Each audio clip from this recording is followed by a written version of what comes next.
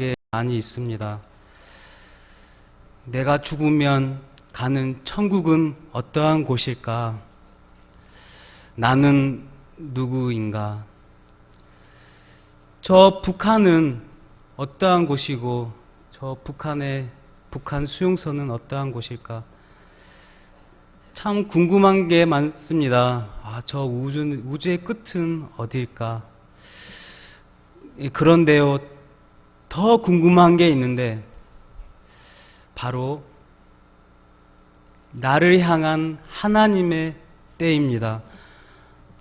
과연 나를 향한, 나를 쓰시고자 하는 그 하나님의 때는 언제일까? 궁금하지 않나요? 그런데요, 우리는 하나님의 때를 잘 알지 못합니다. 그래서 오늘 성경을 통하여 과연 하나님의 때는 언제일까? 성경이 말하는 하나님의 때는 언제인가? 말씀을 보면서 또 하나님의 때를 살아갔던 인물들을 보면서 하나님의 때를 살펴보겠습니다. 여러분, 한나를 아시죠? 한나의 기도의 어머니. 엘가나의 아내로 엘가나에게 사랑을 많이 받았지만 엘가나에게는 또 다른 아내가 있었습니다. 분인나가 있었는데 분인나는 한나를 괴롭혔습니다. 아이 낳지 못하는 이 여자라고. 엘가나의 사랑을 독차지한 한나를 분인나는 못마땅히 여겼습니다. 그래서 한나를 괴롭힙니다. 그래서 한나는 괴로운 나머지 성막이 있는 실로에 가서 기도합니다. 통곡하며 하나님께 기도합니다. 눈물로 기도합니다. 얼마나 기도를 했는지 그의 모습은 술 취한 모습처럼 보였습니다. 엘리 제사장이 그가 술 취한 모습처럼 기도한 것을 보았지만 그는 하나님께 통회하며 가슴이 찢어지는 마음으로 기도했던 것입니다. 그가 온 마음과 정성으로 기도할 때 어떠한 일이 일어납니까? 그가 하나님께 기도하고 얻을 아들을 하나님께 바치겠다라는 서원 기도를 합니다. 하나님 때는 이렇습니다. 기도할 때 가장 귀한 것을 드리는 때, 그때가 바로 하나님의 때인 것입니다. 자신의 몸보다, 자신보다 더 귀한 아들을 하나님께 드리는 때,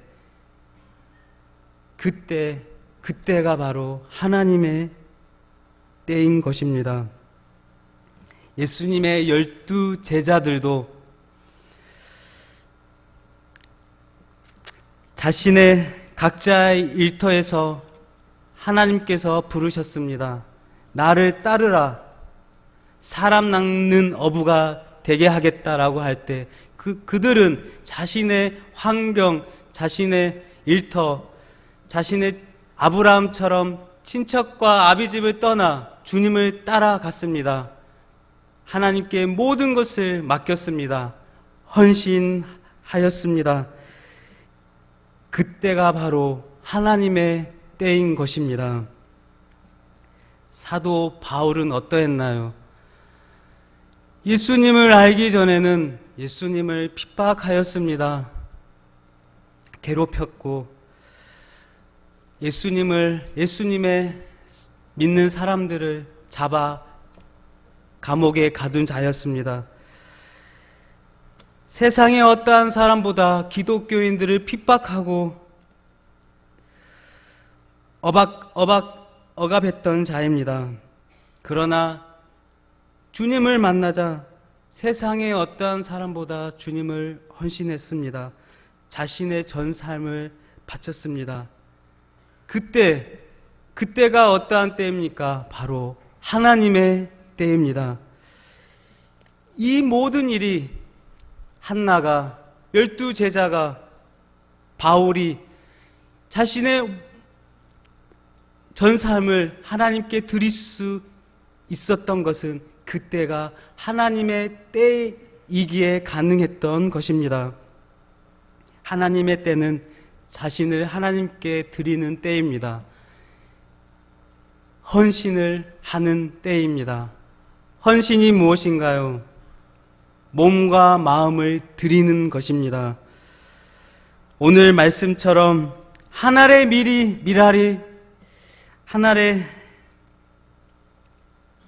밀알이 땅에 떨어져서 죽는 것입니다. 내 중심에서 내 자아가 죽고 하나님의 중심으로 변하여 내 욕심, 내 힘, 내 능력 하나님께 맡겨 주님만 의지하는 것입니다. 그때 어떠한 일이 일어납니까? 회개가 일어납니다. 가슴이 뜨거워집니다. 자신의 삶을 드립니다. 하나님을 만난 사람들은 겉옷을 찢고 주님 앞에 통회하며 나아갔습니다.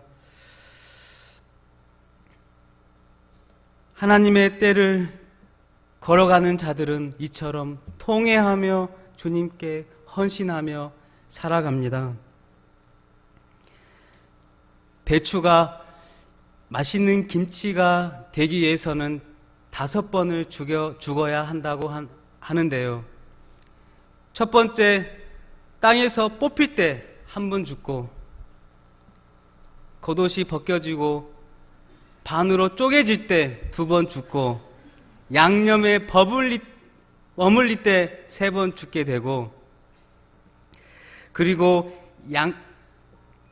소금에 절여질 때 죽게 되고, 소금에 절이고 그 다음에 양념에 버물릴 때 죽게 되고, 마지막으로 김치 냉장고에 들어가 때 이제 완전히 죽게 된다고 합니다. 여러분, 그리스도 중에서도 맛있는 김치처럼 맛을 내는 그리스도인이 있습니다. 이들을 보면 정말 하나님을 사랑하는 모습이 아름답습니다. 삶을 하나님께 맡기고 온전히 주께 헌신합니다. 희생을 감수하는 모습이지 않나요? 손해도 감수합니다. 사랑하는 성도 여러분, 우리는 하나님 앞에 자신의 삶을 드려야 할 것입니다. 하나님 앞에 죽는 자 하나님이 일으켜 세우시고 더 생명력 있게 살아가게 하실 것입니다. 그런데요, 수많은 그리스도인들이 희생 없이 눈물 없이 살아가고 하나님의 복을 받으려고 하는 것을 보게 됩니다. 그러나 씨도 뿌리지 않고 많은 열매를 맺으려 하는 농부처럼 희생 없이 눈물 없이는 하나님의 영광을 받을 수 없음을 믿으시길 바랍니다. 하늘의 밀이 땅에 떨어져 죽으면 30배, 60배, 100배의 결실을 맺고 많은 열매를 맺지만, 하늘의 밀알이 떨어져 죽지 않고 10년, 20년, 30년이 지나도 그 알은 그대로 땅에 남습니다. 아니, 오히려 썩어서 냄새가 날 뿐입니다. 말라 비틀어져 버릴 뿐입니다. 생명을 상실하게 되는 것입니다.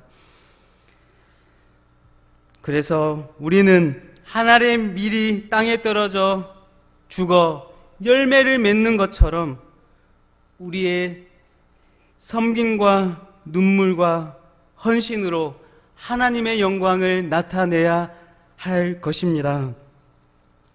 겨울이 지나고 봄이 되면 땅속에서 생명이 새싹이 일어 태어납니다. 왜 이 새싹이 태어날 수 있었을까요? 바로 나무에서 낙엽이 떨어져 죽어 거름이 되어 그 새싹에게 영양분을 주어서 그 새싹이 새 생명이 태어나지 않나요? 여러분, 죽은 자가 있었기에 생명이 일어나는 것입니다. 우리의 헌신이 그저 사라지는 것이 아니라 남아서 열매를 맺게 된다는 것입니다. 남모를 헌신으로 남이 알아주지 않는다고 힘들어하는 성도가 있습니까? 남이 알아주지 않는다고 나에게 맡겨진 일을 게을리하는 성도들이 있습니까? 아닙니다. 우리 하나님은 아니 계신 곳이 없으셔서 우리 마음도 감찰하셔서 우리의 모든 헌신을 다 아시고 하늘의 상으로 채워주실 줄 믿으시길 바랍니다. 우리 주님께서도 헌신의 모습을 보여주셨습니다. 바로 그 고통의 십자가입니다. 여러분, 그 십자가가 얼마나 고통스러웠을까요? 창에 찔리고 가시 면류관에 쓰여지고 손목과 발목에 큰 대못이 박혔을 때 얼마나 고통스러웠을까요? 그러나 주님은 하나님께 온전히 자신을 헌신했습니다. 몸과 마음을 하나님께 바쳤습니다. 그러함에 그 헌신을 통하여서 죽어가는 영혼들이 새 생명을 얻게 된 것입니다. 우리가 이렇게 살아서 이 세상에서 죽지 않고 살아갈 수 있는 것입니다. 그 죽음의 때, 그때가 바로 하나님의 때인 것입니다. 이 헌신의 때, 하나님 때를 우리들도 보고 싶지 않으신가요? 여러분들도 분명하게 하나님의 때를 보고 싶을 것입니다. 몸과 마음을 드리는 예배, 몸과 마음을 드리는 봉사, 그때가 하나님의 때이지만 점점 그 하나님의 때가 사라지고 있습니다. 몸과 마음을 드리는 그런 모습들이 사라지는 이때, 저는 이삭과 결혼한 리브가의 이야기를 하고 싶습니다. 이삭의 아버지 아브라함이 나이가 많아 이제 죽게 되어 이삭을 결혼시키려고 합니다. 그래서 자신의 고향의 딸 중에 이삭의 아내를 삼고자 자신의 종을 그 고향으로 먼 길로 보냅니다. 어느 날 아브라함의 고향 사람이 살고 있는 나홀의 성 우물가에서 그 종이 리브가를 만납니다.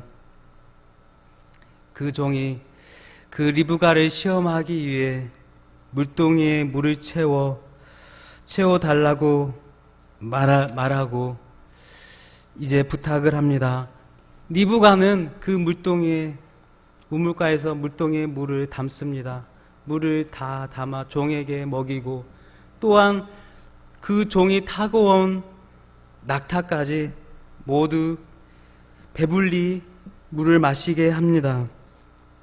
여러분, 이 모습은 대부분의 사람들은 할 수 없는 모습입니다. 그녀는 달랐습니다. 헌신이 몸이 밴 것입니다. 사람뿐만 아니라 미천한 동물에게까지 물을 먹일 정도로 그는 헌신의 사람이었던 것입니다. 여러분, 그 헌신의 몸이 밴 이 여인 리브가가 믿음의 사람 이삭과 결혼에 골인하지 않았나요? 사랑하는 성도 여러분, 헌신은 어렵습니다. 몸이 많이 갑니다. 많이 움직일 수 있습니다. 다른 사람보다 더 많이 뛰어야 합니다. 그러나 그에 걸맞는 기쁨이 있으며 복을 받는 것입니다. 우리는 이제 헌신의 기쁨을 누려야 할 것입니다. 헌신의 그런 감격을 누리시길 바랍니다. 그럼 헌신하면 어떠한 일들이 일어날까요? 24절을 한번 보겠습니다. 오늘 말씀 요한복음 12장 24절 우리 함께 읽겠습니다. 내가 진실로 진실로 너에게 이르노니 한 알의 밀이 땅에 떨어져 죽지 아니하면 한 알 그대로 있고 죽으면 많은 열매를 맺느니라. 아멘. 헌신하면 어떠한 일이 일어나느냐? 첫 번째, 많은 열매를 맺습니다. 한 알의 밀이 떨어져 죽으면 그 한 알이 30배, 60배, 100배의 결실을 맺게 되는 것입니다. 여러분, 밀이 하나가 있습니다. 밀은 벼처럼 한 개의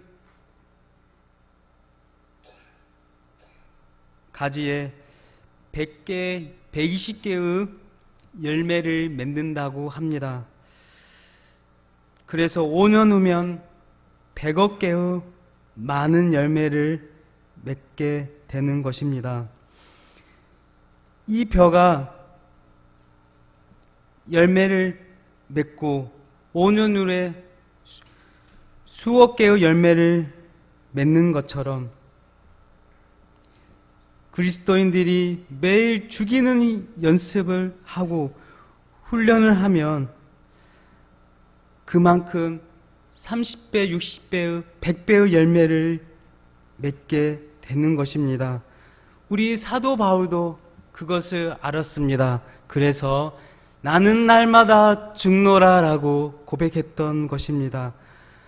날마다 죽는 연습을 하십시오.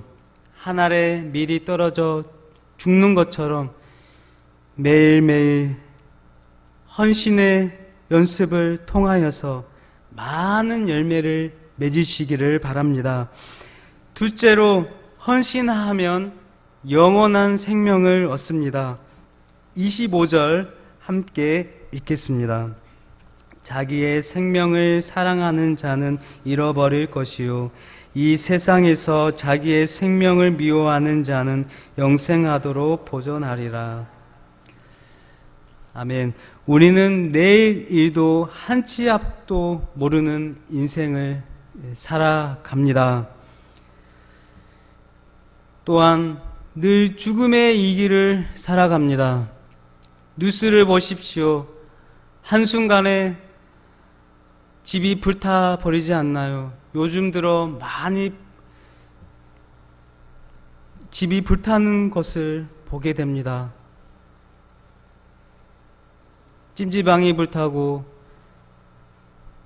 어떤 집이 불타고 뉴스만 봐도 요즘에는 왜 이리 불타는 소식이 들리는지, 그처럼 어느 순간에 한순간에 우리의 삶의 터전이 사라질 줄 모릅니다. 그러나 하나님께 헌신한 자는 삶의 끝에 영원한 생명이 있다는 것입니다. 우리가 갈 또 다른 제2막의 삶이 있다는 것이죠. 인생의 1막을 우리는 걸어가고 있지만 제 인생의 2막, 영원한 천국이 본향이 우리에게 있다는 것입니다. 그래서 우리는 두렵지 않습니다. 그래서 우리는 헌신할 수 있는 것입니다. 우리가 몸이 닳도록 헌신하는 이유는 또 다른 제2의 인생이 있다는 것이죠.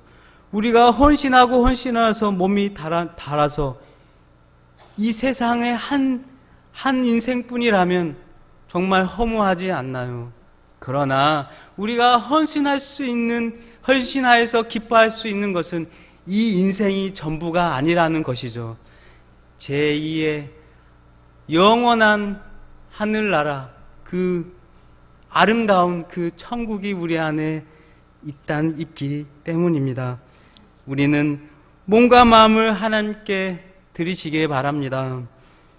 그리할 때 우리의 생명이 영원히 보존될 것입니다. 셋째로 하나님께 헌신할 때 하나님께서 우리를 귀하게 여기신다는 것입니다. 26절 함께 읽겠습니다. 사람이 나를 섬기려면 나를 따르라. 있는 곳에 나를 섬기는 자도 거기 있으리니 사람이 나를 섬기면 내 아버지께서 그를 귀히 여기시리라. 아멘. 하나님께서 이 헌신한 자를 귀하게 여기십니다. 사람에게 헌신할 때 사람들에게 칭찬 안 받을 수 있습니다. 사람들 몰라줄 수 있습니다. 그러나 하나님은 그 헌신된 자를 귀하게 여기신다는 것입니다. 하나님은 헌신된 자들의 눈물을 아십니다. 헌신된 자들의 고통을 아십니다.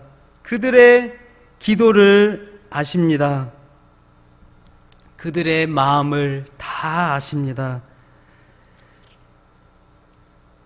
남들이 나를 생각하지 않더라도 하나님께 헌신하십시오. 하나님이 여러분들을 귀하게 여기실 것입니다. 헌신을 생각할 때 마태복음 5장 14절이 생각납니다.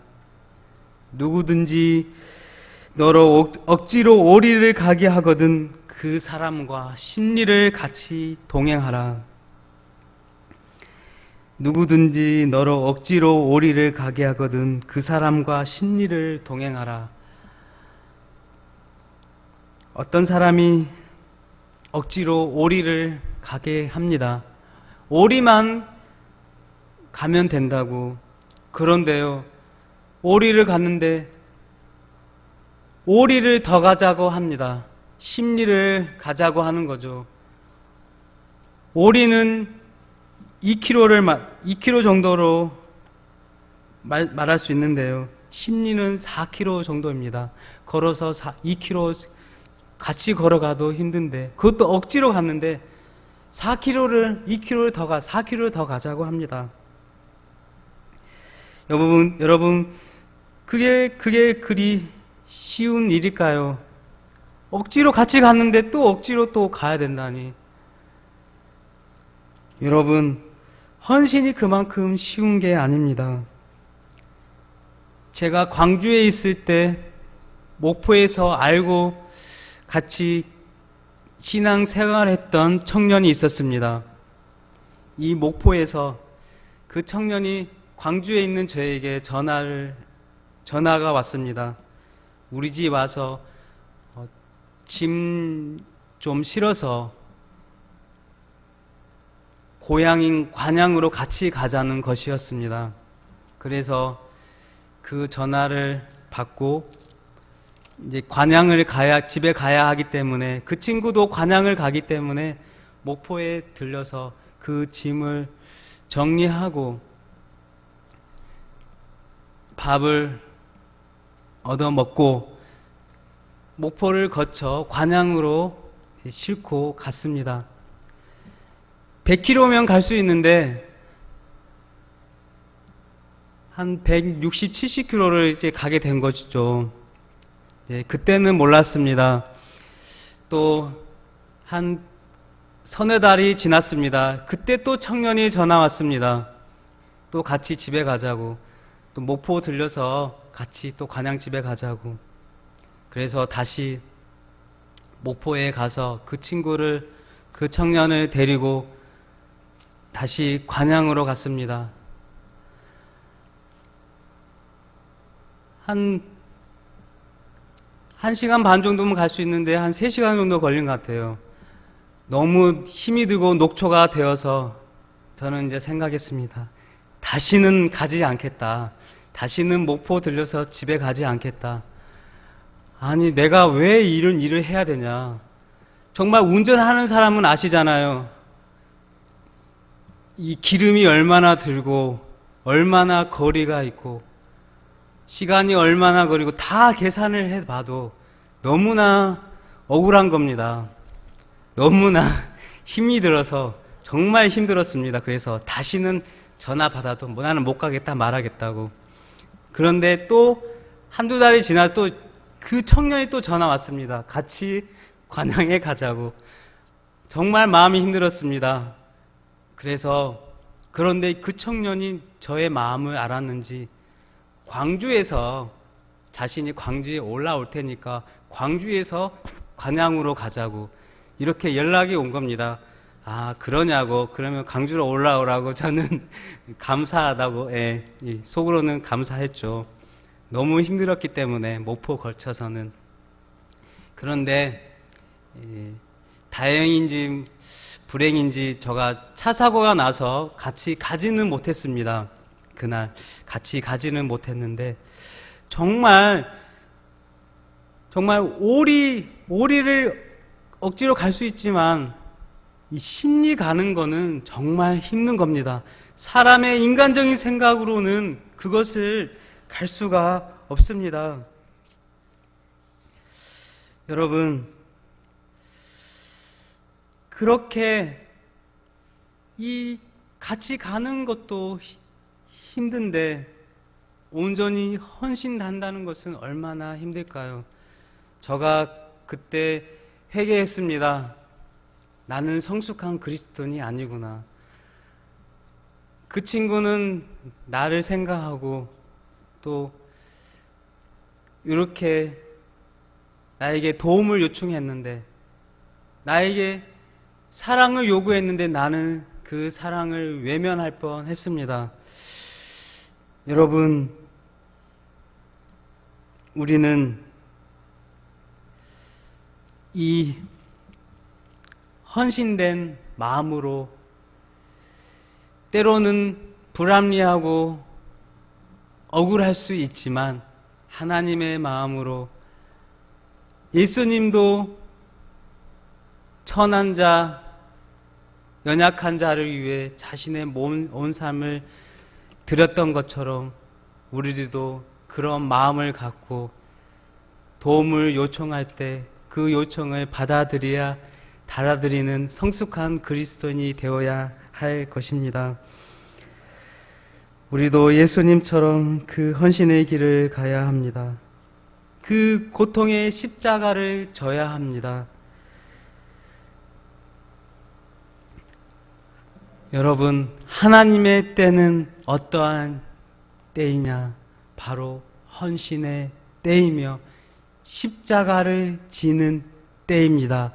그때가 바로 하나님의 때인 것입니다. 누가 주를 위해 헌신하겠습니까? 접니다! 라고 할 수 있는 그런 성숙한 그리스도인들이 많아지기를 소망합니다. 우리 진도 중앙교회 성도님들은 바로 그 하나님 때를 알고 헌신하는 귀한 성도님들 다 되기를 축복합니다. 곧 하나님 때가 우리에게 올 것입니다. 그때 헌신하십시오. 헌신하면 어떻게 됩니까? 많은 열매를 맺습니다. 영원한 생명을 얻습니다. 또한 하나님께서 여러분들을 귀하게 여길 것입니다. 우리 모두 하나님의 때를 기대하며 소망하며 하나님께 헌신하여 하나님의 은혜를 충만히 받는 저와 여러분들이 다 되시길 예수님의 이름으로 축복드립니다. 아멘.